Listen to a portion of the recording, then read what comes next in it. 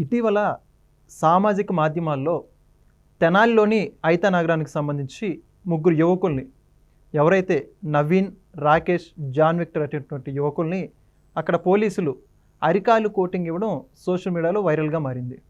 అయితే దానికి సంబంధించి ప్రముఖ వార్తాపత్రికలు ఏదైతే ఉందో సాక్షి కథనాల్లో కావచ్చు, అదేవిధంగా వైఎస్ఆర్సీపీ అనుబంధ మీడియాలు ఇవన్నీ కూడా దళిత యువకులపై దమనకాండ అని చెప్పేసి మాట్లాడుతున్నటువంటి పరిస్థితి. అయితే ఈ యొక్క అంశానికి సంబంధించి మరిన్ని విషయాలు పూర్తిగా తెలుసుకునే ప్రయత్నం చేద్దాం. మనతో ఉన్నారు సీనియర్ జర్నలిస్ట్ సత్యమూర్తి గారు. సార్ నమస్కారం అండి. నమస్కారం అండి. సార్, ఇటీవల మనం చూసాం సోషల్ మీడియా వేదికగా మొత్తం ఎక్కడ చూసినా కూడా ఈ వీడియో వైరల్గా మారింది. అదేంటంటే ఒక ముగ్గురు యువకులు ఏదైతే వాళ్ళ మీద అనేక రకాల గంజాయి సంబంధించిన ఆరోపణలు ఉంటున్న నేపథ్యంలో పోలీసులు వాళ్ళని అరికాల మీద కోటింగ్ ఇవ్వడం బాగా పూర్తి వైరల్గా మారింది. దీనికి సంబంధించి జగన్మోహన్ రెడ్డి గారి సోషల్ మీడియా కావచ్చు, వైఎస్ఆర్సీపీ వీళ్ళందరూ కూడా మాట్లాడుతూ బాబు గారి సర్కారులో దళిత యువకులపై ఆ విధంగా చితకబాడడం ఎంతవరకు సమంజసం అని చెప్పేసి ప్రభుత్వాన్ని విమర్శిస్తున్నారు. మొత్తం ఈ యొక్క అంశానికి సంబంధించి మీ యొక్క అభిప్రాయం ఏంటి? మీరు చాలా మర్యాదగా వాళ్ళని యువకులు యువకులు యువకులు అంటున్నారు. నాకు అంత మర్యాద వాళ్ళకి ఇవ్వాలని నాకైతే లేదు. వాళ్ళు రౌడీ షీటర్లు. వాళ్ళు దే ఆర్ రౌడీ షీటర్స్. ఒక్కొక్కడి మీద 10 నుంచి 12 కేసులు ఉన్నాయి. ఆ కేసులన్నీ ఇప్పుడు పెట్టినవి కాదు, మొత్తం జగన్మోహన్ రెడ్డి టైంలోనే పెట్టినవి. అన్ని కేసులు ఈ 9 నెలలు 10 నెలల్లో పెట్టినవి కాదు. అంటే వాళ్ళు దే ఆర్ హ్యాబిచువల్ అఫెండర్స్. అంటే వాళ్ళు నేరాన్ని చేయటానికి అలవాటు పడ్డ వ్యక్తులు. పైగా ఆ ముగ్గురు పరిస్థితి అదే.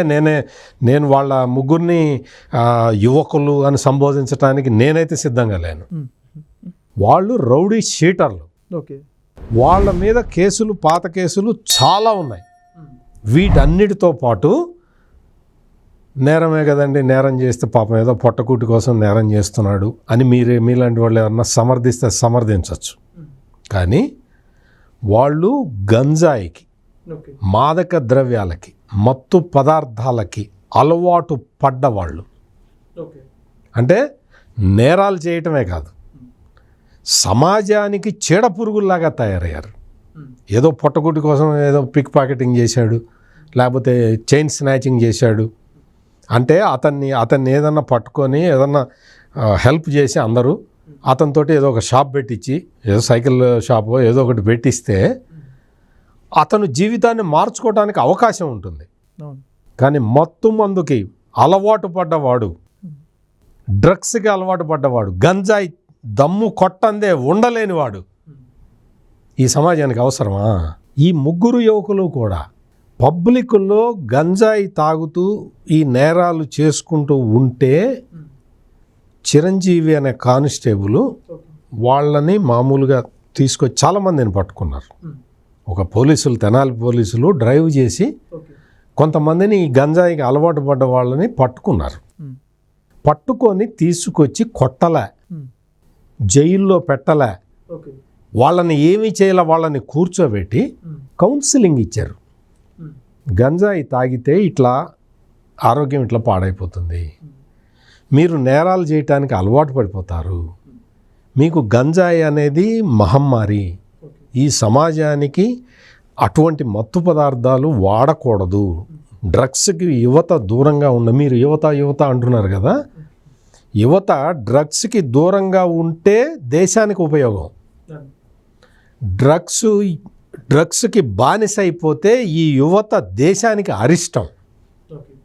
మనం చూసాం పంజాబ్ ఎట్లా అసలు ఈ యువకులందరూ కూడా డ్రగ్స్కి అలవాటు పడి పంజాబ్ రాష్ట్రం మొత్తం సర్వనాశనం అయిపోతే దాన్ని మళ్ళీ రివైవ్ చేయటానికి ఎంతమంది పోలీస్ ఆఫీసర్లు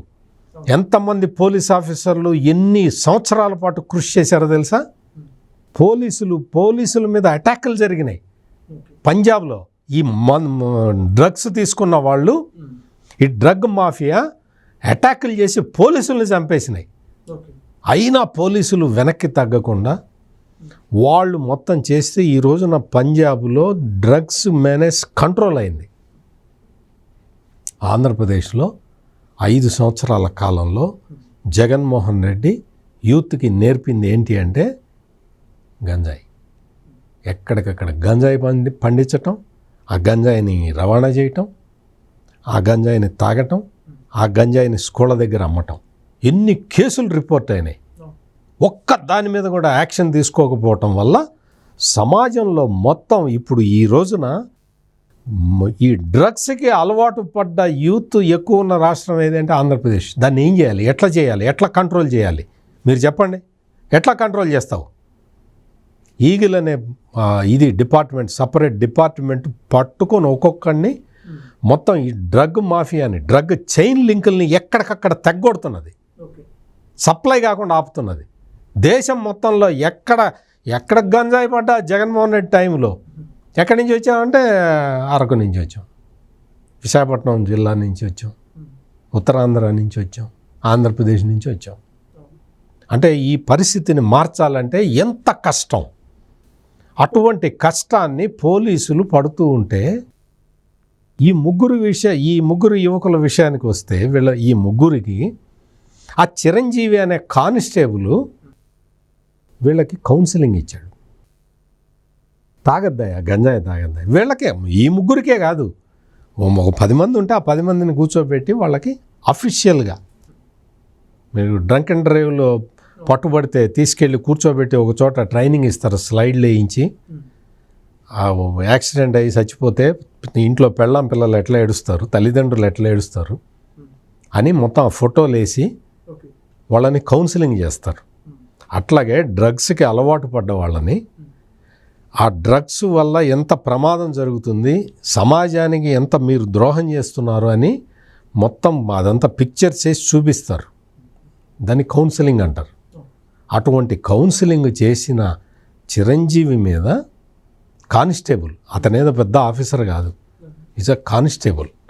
ఆ కానిస్టేబుల్ మీద వీళ్ళు పగ పెంచుకొని మమ్మల్ని కౌన్సిలింగ్ ఇప్పిస్తావా, మమ్మల్ని గంజాయి మానమని చెప్తావా, నువ్వు ఎట్ట బతికుంటావో చూస్తావని చెప్పి ఆ చిరంజీవి మీద అటాక్ చేశారు.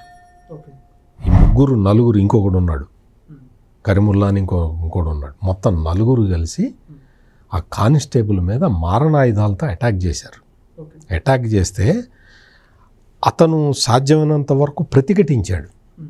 కానీ అప్పటికే వాళ్ళు గంజాయి మత్తులో ఉన్నారు. గంజాయి మత్తులో ఉన్నవాడికి విపరీతమైన బలం వస్తుంది, ఎనర్జీ. అంటే వాడికి ఏం తెలియదు కదా, ఏం జరుగుతుందో, వాడు ఏం చేస్తున్నాడో తెలియదు కదా. ఇంకా అటాక్ చేస్తూ ఉంటే చిరంజీవి పారిపోయాడు అక్కడి నుంచి. పారిపోతే వెంటబడి తరిమారు. అప్పుడు అతన్ని మళ్ళీ పట్టుకొని మళ్ళీ కొట్టారు. అతను చివరికి ఎట్లగొట్ట అక్కడి నుంచి తప్పించుకొని హాస్పిటల్లో అడ్మిట్ అయ్యి చాలా రక్తగాయాలు ఇంకా. అంటే అతని అదృష్టం బాగుండి తప్పించుకున్నాడు. కానీ లేకపోతే కానిస్టేబుల్ చిరంజీవిని ఈ నలుగురు యువకులు, మళ్ళీ నేను కూడా యువకులనే అంటున్నా, ఈ నలుగురు ఈ మాదక ద్రవ్యాలకు అలవాటు పడ్డ వీళ్ళు చంపేసి ఉండేవాళ్ళు. ఆ చిరంజీవి క్యాస్ట్ ఏంటి తెలుసా? Is a BC. ఆయన ఎవరిని పెళ్లి చేసుకున్నాడో తెలుసా? ఒక ఎస్సీ అమ్మాయిని పెళ్లి చేసుకున్నాడు. వాళ్ళది ఆదర్శ వివాహం. వాళ్ళు ప్రేమించి పెళ్లి చేసుకున్నారు. అంటే ఇప్పుడు జగన్మోహన్ రెడ్డి అండ్ బ్యాచ్ వీళ్ళందరూ కూడా ఈ జాన్ విక్టరు లేకపోతే ఈ నవీను వీళ్ళ క్యాస్ట్ గురించి మాట్లాడుతున్నాడు. మరి చిరంజీవి క్యాస్ట్ గురించి ఎందుకు మాట్లాడు? ఆయన వైఫ్ క్యాస్ట్ గురించి ఎందుకు మాట్లాడు? వాళ్ళెవరు? అమ్మాయి దళితులే. అమ్మాయి అడుగుతున్నది, చిరంజీవి వైఫ్ అడుగుతున్నది, నా భర్త చచ్చిపోతే నా భర్తని వీళ్ళు నలుగురు కలిసి చంపేస్తే మీరందరూ అప్పుడు వచ్చి ఏం సమాధానం చెప్తారని అడుగుతున్నది. చెప్పు జగన్మోహన్ రెడ్డి, సమాధానం చెప్పామకి. నలుగురు వ్యక్తులు గంజాయి మత్తులో, అంటే వాళ్ళు రౌడీ షీట్లు ఉన్న వ్యక్తులు, నేరస్తులు, పాత నేరస్తులు, వాళ్ళు గంజాయి మత్తులో వచ్చి చిరంజీవిని చంపటానికి ప్రయత్నం చేస్తే దాదాపుగా చంపినట్టు అనుకున్నారు వాళ్ళు. నా పేరు పుల్లగూరు కళ్యాణి, మాది గురుపాలెం మాలపల్లి. 10 సంవత్సరాల క్రితం నేను బీసీ కులానికి చెందిన కన్నా చిరంజీవి వివాహం చేసుకున్నాను. మా ఆయన ఉద్యోగరీత్యా తెనాలిలో ఐతన్నగర్లో నివాసం ఉంటున్నాను. నేను మాల కులానికి చెందిన అమ్మాయిని. నాకు తల్లిదండ్రులు లేరు. నా భర్త నన్ను కంటికి రెప్పలా చూసుకుంటున్నాడు. నేను ఈ ఐతనగర్లు ఎందుకుంటున్నానంటే మా కులానికి చెందిన వాళ్ళు ఉన్నారని భరోసాతో నేను ఉంటున్నాను. నా భర్త పడుతుంది పోలీస్ స్టేషన్లో వర్క్ చేస్తున్నారు. నా భర్త ఇంటి బయలుదేరే క్రమంలో సమయంలో రౌడీ షీటలు దాడి చేసి మారు ఆయుధాలతో చంపబోయారు.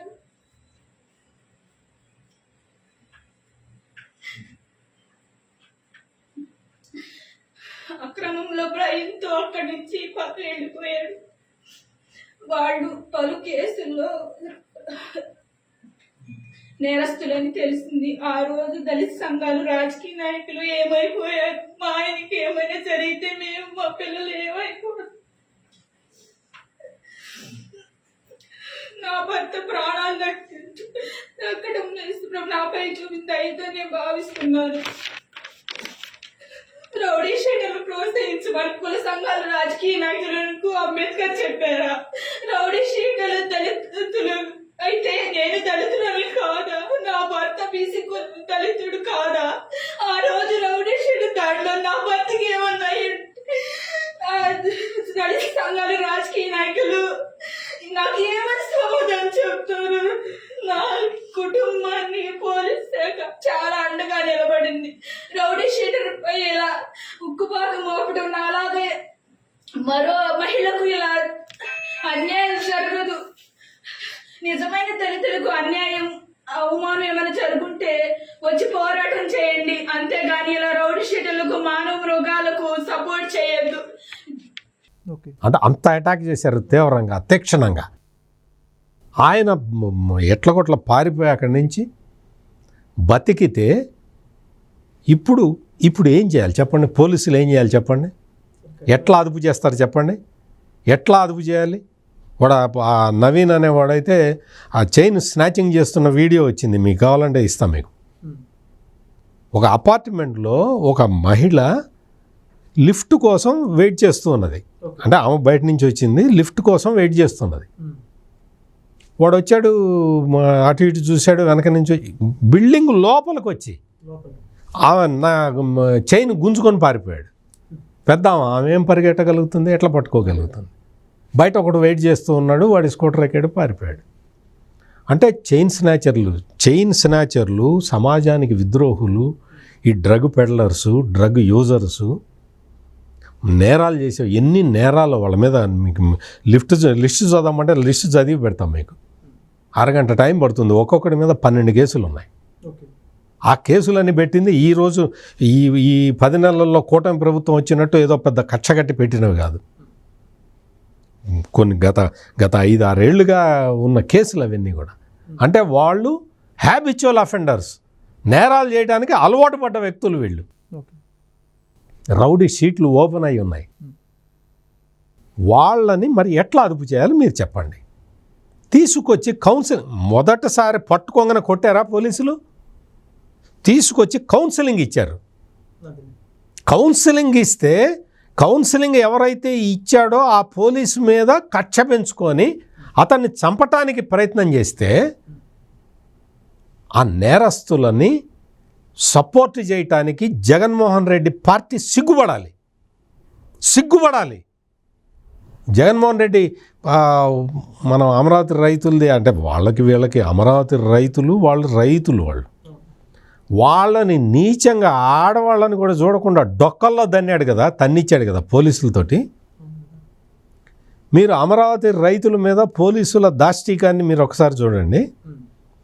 ఇక్కడ జరిగిన ఈ నలుగురి మీద జరిగిన పోలీసులు ఇది చూడండి.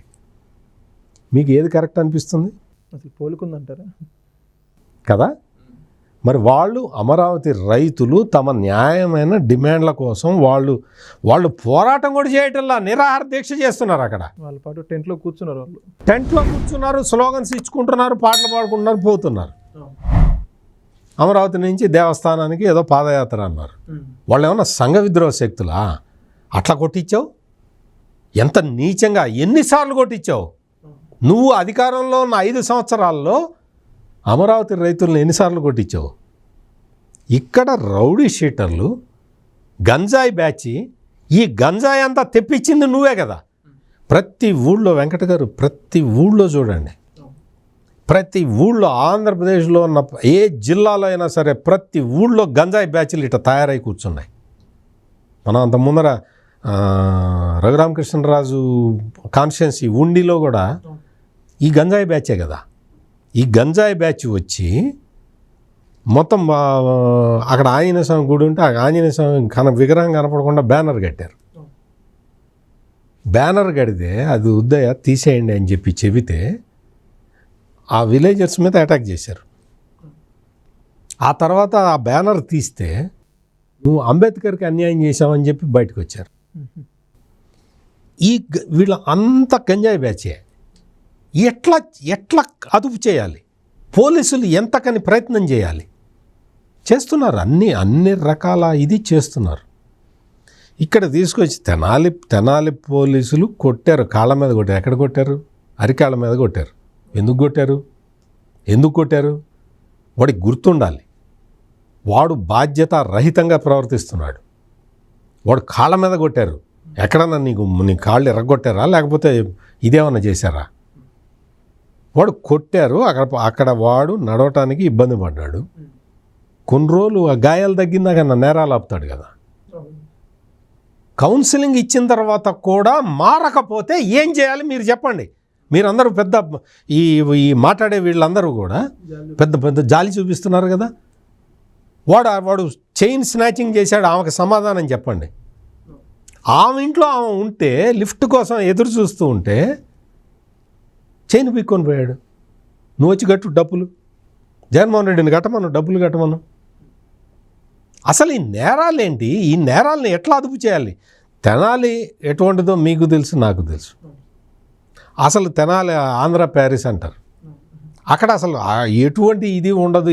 ఎవరి వ్యాపారం వాళ్ళది, ఎవరి ఉద్యోగం వాళ్ళది, ప్రశాంతంగా ఉండేది. అంటూ నేరాలు చేసుకుంటుంటే వాళ్ళని అదుపు చేయడానికి పోలీసులు ఒక ప్రయత్నం చేశారు. ఇందులో ఎటువంటి తప్పు లేదు. చక్కగా చెప్పారు సార్. Thank you. నమస్కారం. Please subscribe to Leo news for more videos.